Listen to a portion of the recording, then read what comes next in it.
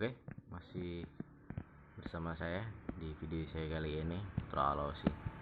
Nah, untuk kali ini saya ingin mencoba memahami dan mencoba untuk mengartikan maksud dari sebuah benda dari semenjak mulai hilangnya Bapak Ali Rahmatullah di Gunung Lawu. Saya ingin mencoba untuk memahami dan mengartikan sebuah fenomena yang dimana saya pernah mengatakan bahwa di saat hilangnya Bapak Ali Rahmatullah itu muncul satu sosok, yaitu seperti sosok lelaki yang memakai hiasan pada bagian tangan dan kiri, juga di pakaian bawah memakai jarik warna hitam kecoklatan. Jarik tersebut seperti dipakai melingkar di bawah, pada bagian bawah, dan pada bagian atas itu sosok tersebut tidak memakai kain atau tidak memakai baju, yang dalam arti sosok tersebut bertelanjang dada dan membawa sebuah tongkat ataupun tombak. Dan juga saya ingin mencoba memahami dan menangkap arti apa yang berusaha sosok itu tampilkan pada sebuah fenomena alam di Gunung Lawu, yaitu berubah sebuah benda tali ataupun tambang seperti dadung yang sangat panjang berwarna kuning dan di belakangnya tersebut saya katakan bahwa itu adalah sosok manusia.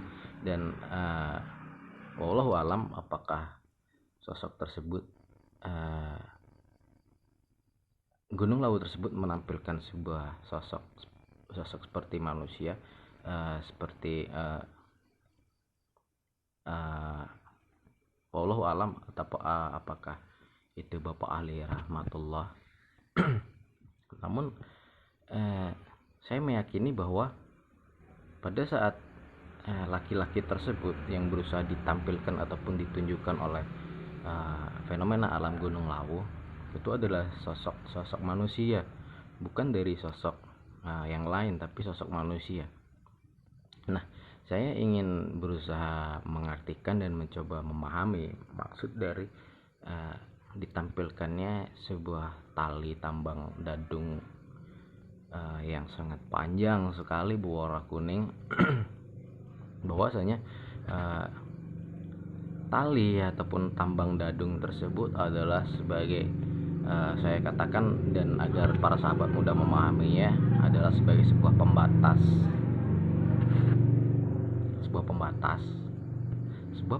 antara,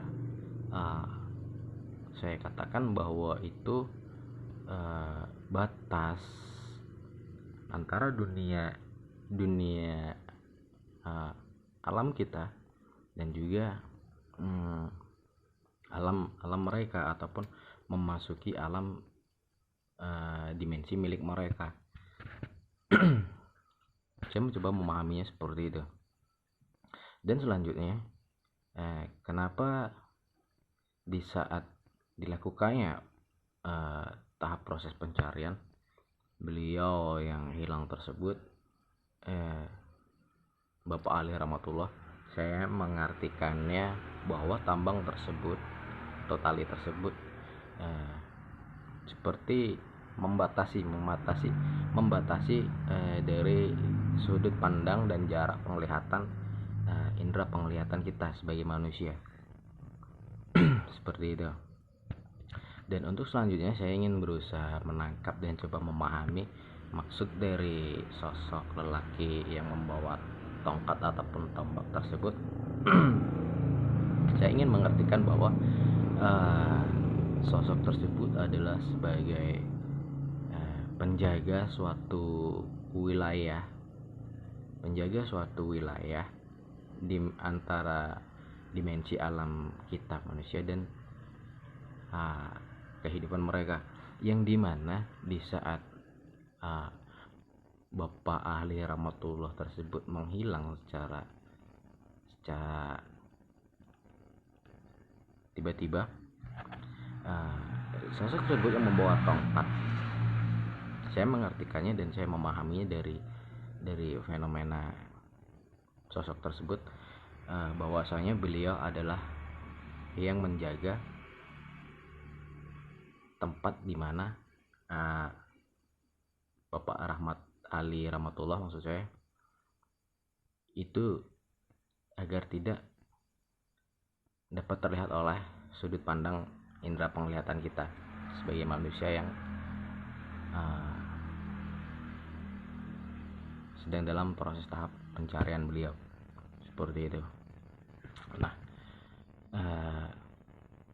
saya ada dua inti. Yang pertama, dalam arti kata sebagai pemikiran kita, pemikiran yang positif, bila pun dapat kembali ataupun dapat ditemukan, itu saya simpulkan bahwa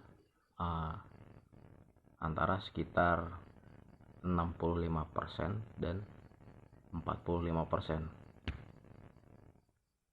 Saya ingin berpikir positif lebih dahulu. 45% itu beliau bisa dapat kembali atas pertolongan dan petunjuk dari Allah ke kehidupan kita, ke dalam kehidupan kita, dan yang sebaliknya 60% itu masih dalam berada pada kehidupan mereka, seperti itu. Dan adapun semoga kita semua dan saya pun mendoakan bahwa selama masih beliau belum berada di kehidupan kita ataupun masih dalam tahap hilang di Gunung Lawu, saya berharap dan saya berdoa semoga beliau agar dapat terlintas dalam pikiran dan hati beliau itu ingat dengan Allah yang Maha Berkuasa.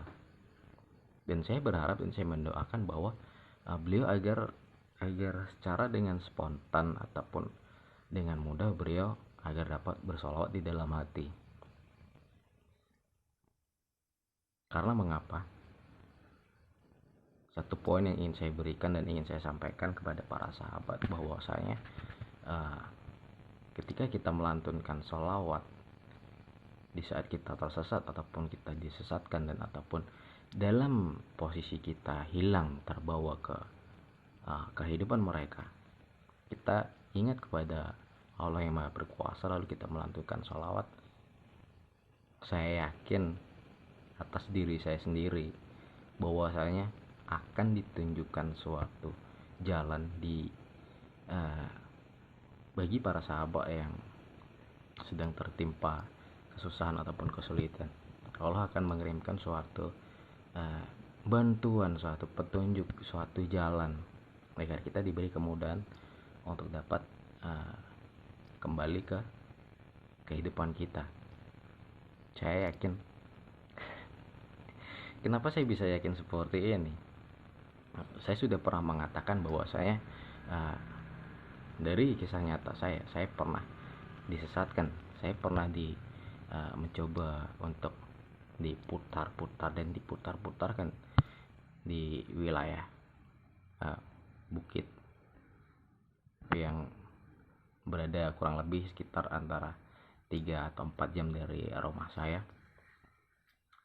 Saya di situ ingat kepada yang Maha Berkuasa, yaitu Allah. Saya melantunkan sholawat sepanjang jalan, sepanjang perjalanan, dan alhamdulillah Allah Maha memberi kasih sayang dan pertolongan kepada saya.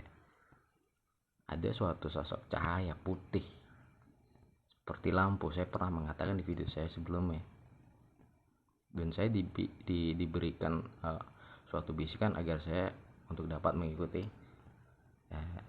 cahaya ataupun seperti lampu bohlam berwarna putih terang yang sangat menyala seperti itu. Dan saya masih berpikir positif, semoga Bapak Ali rahmatullah bisa dengan spontan mengingat Allah dan dengan seketika beliau dapat bersolawat. Amin amin ya rabbal alamin. Saya pun mendoakan yang terbaik itu bagi para sahabat dan pada siapapun yang sedang tertimpa dalam keadaan kesulitan. Seperti itu, masya Allah, sungguh kuasa Allah yang maha besar ya menciptakan jin, manusia, iblis dan dajjal dan pasukan dajjal. Nah seperti itu para sahabat, semoga dapat dimengerti, dipahami, dan semoga apapun yang saya berikan, saya sampaikan menjadi bisa menjadi suatu pelajaran, dapat diambil hikmahnya, diambil yang bermanfaatnya. Seperti itu. Nah, tetap selalu dukung channel saya, video saya. Jangan lupa untuk tetap selalu tekan tombol like, share, comment, dan subscribe-nya agar saya selalu bisa memberikan suatu hal yang bermanfaat, agar saya bisa selalu menapak tilas menembus batas siapapun yang sedang dalam proses kesulitan ataupun tersesat ataupun hilang ataupun disesatkan oleh para jin-jin kafir. Seperti itu sahabat. Dan satu lagi poin, kita jangan pernah takut, kita nggak boleh takut pada para makhluk yang menyesatkan umat manusia, baik itu setan, iblis, jin dari golongan kafir. Karena mengapa? Kita punya Tuhan, kita punya Allah. Allah itu maha berkuasa yang menciptakan kita, manusia, jin, iblis, dan dajjal. Seperti itu. Dan jangan lupa kita agar selalu tetap ingat kepada Allah dan selalu bersolawat dimanapun tempat, dimanapun kita berada, baik itu di hutan, di gunung. Dan jangan lupa untuk selalu sampaikan sholawat dan salam kepada baginda Muhammad Sallallahu Alaihi Wasallam. Dan juga ketika kita tersesat di suatu gunung, jangan lupa untuk menyampaikan sholawat dan salam juga kepada Sayyid Muhammad Al-Bakir. Cukup sekian dulu video dari saya, semoga bermanfaat. Saya akhiri, wassalamualaikum warahmatullahi wabarakatuh. Saya